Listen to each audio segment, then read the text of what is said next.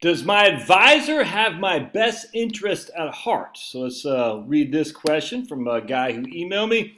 I've been working with, I said ABC firm. I redacted it because I'm like the DOJ. Anything that has to do with anything bad about Bo Jiden, I redact. I've been working with ABC firm for over 20 years. As I approach the age of 20, I'm becoming more concerned that they're not taking my best interest to heart. They seem to be more concerned about how much money I'll have in my account at my death and less about what I would have to live off at retirement. I'm not sure that transferring all my money would be the best solution, but I certainly need to take a look at other options to control my funds.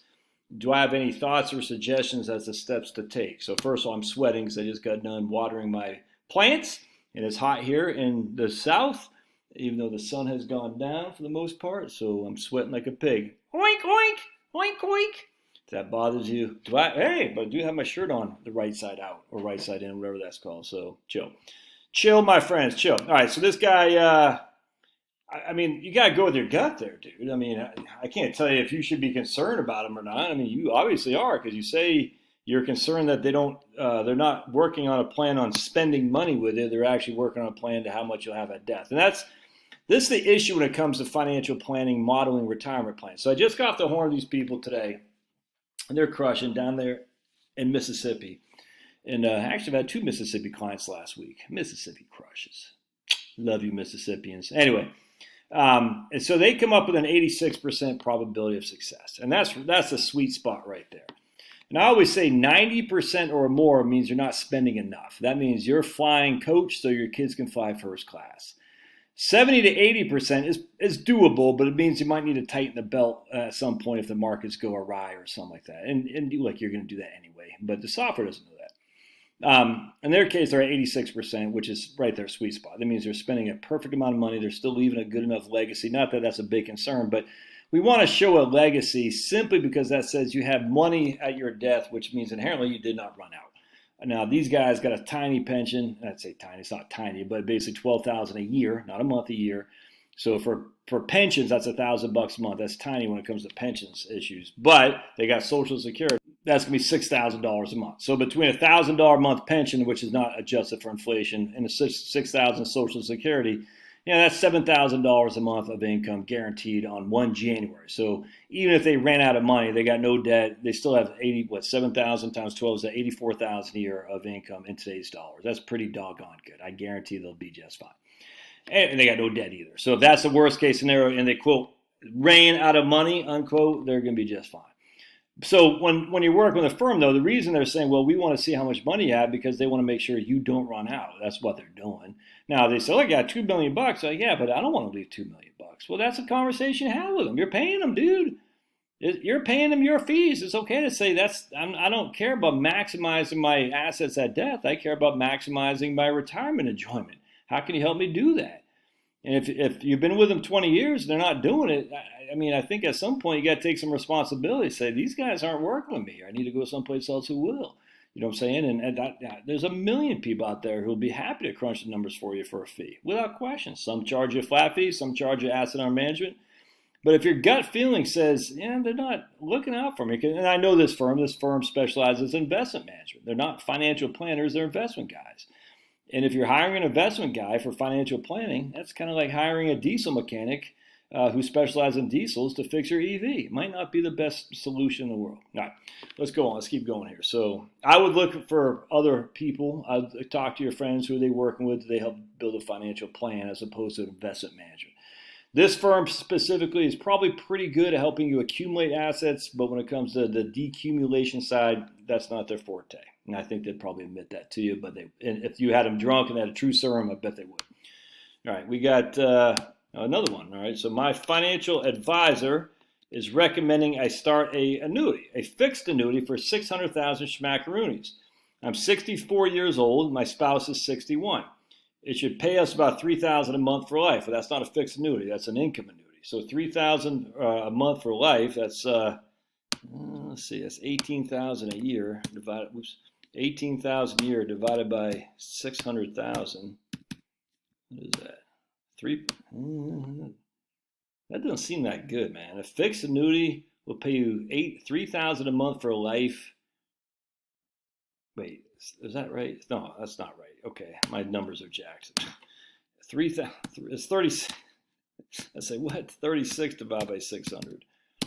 6%. Yeah. Oh, that's pretty good. That's pretty good. If you're 64 and she's 61, assume it's 100% survivor benefit as well. So it should pay me $3,000 a month for life. That's $36,000 a year. And folks, the way we do that is just $36,000 divided by how much he's putting in, and that gives us a 6% distribution yield. And if that's 100% survivor benefit, and the spouse is only 61, that's pretty good. He also has he has about $1 million in his retirement account. See, I'm confused. He's a fixed annuity that should pay us $3,000 a month for life, but he has surrender fees for. I don't understand that. That doesn't make any sense to me, man. How can you have surrender fees on a fixed annuity that's paying you an income stream? So there's something wrong there. So I don't know what to tell you, brother. That doesn't make any sense to me. You don't have a fixed annuity that pays you a guaranteed monthly income for life that also has a surrender fee. So there's three things here: surrender fee, guaranteed monthly income, and fixed annuity. Two of those things work, one of them doesn't. So I don't know the answer to that. But if you can get a fixed annuity for $36,000 a year for $600,000, and you're only 64 and she's 61, that seems pretty good to me. All right, here's my man. My wife has an ESOP, employer stock ownership plan, with her company, is now at the age where they will allow her to take up to 25% of the shares out now, age 59 and a half. The value of that 25% is about $300,000. Wow, that's pretty good. Which will still leave a nice chunk of money in the ESOP. If my math is correct at this time, 3 times 3, it still leaves 900,000 schmackaroonies in that stock. We want to take it to diversify portfolio, 100%. We are worried about taxes on this. Would it be better to rolling it into an IRA and pay the taxes later? Take it, invest in an annuity, put it in a Roth. All right, well, if you take it and invest it in an annuity, you're going to take the income out, and that will still be taxed as ordinary income for the money that comes out.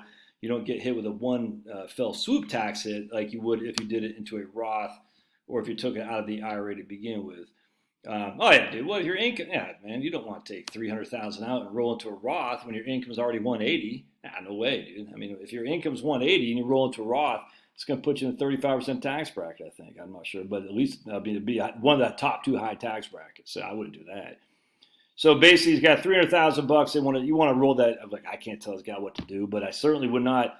If I'm making 180 and I had a $300,000 rollover, and I could roll it to a Roth or take it out, surrender it outright, just put it in cash, or just roll it to my IRA and defer taxes to later. I'm rolling to my IRA and deferring taxes to later, 100%. I tell you though, you definitely want to do that because that's a lot of freaking risk in that one stock, brother, man. You know, she got 1.2 million in a single company stock. Ooh, that scares me. So I'd be moving that sucker out ASAP and diversifying that without question. He doesn't say how big their portfolio is, but yeah, you don't want to do a Roth. You don't want to do an annuity. Just put into an IRA and diversify it, into a broad-based mutual fund or ETF, VTI, Fidelity Balance Fund, anything like that. Absolutely diversify that sucker. All right, good stuff. Appreciate your questions. Keep them coming. We'll see ya. Oh yeah, as always, if these questions help you want to buy me a cup of coffee and the doobie-doo.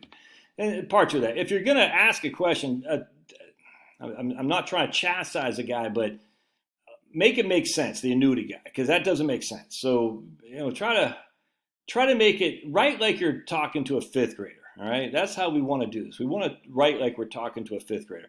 Don't think I'm going to make fun of you if you write like you're talking to a 5th grader. I won't. Simplicity is divine. When we try to get too smart for our own britches, that's bad. So we want to just say, hey, it's okay not to know, dude. It's okay. I don't know how to wire my house.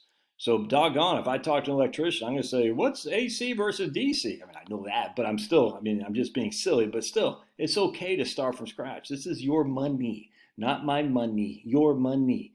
It's okay not to know. It's okay. I do know this stuff because I've been doing it since 1998.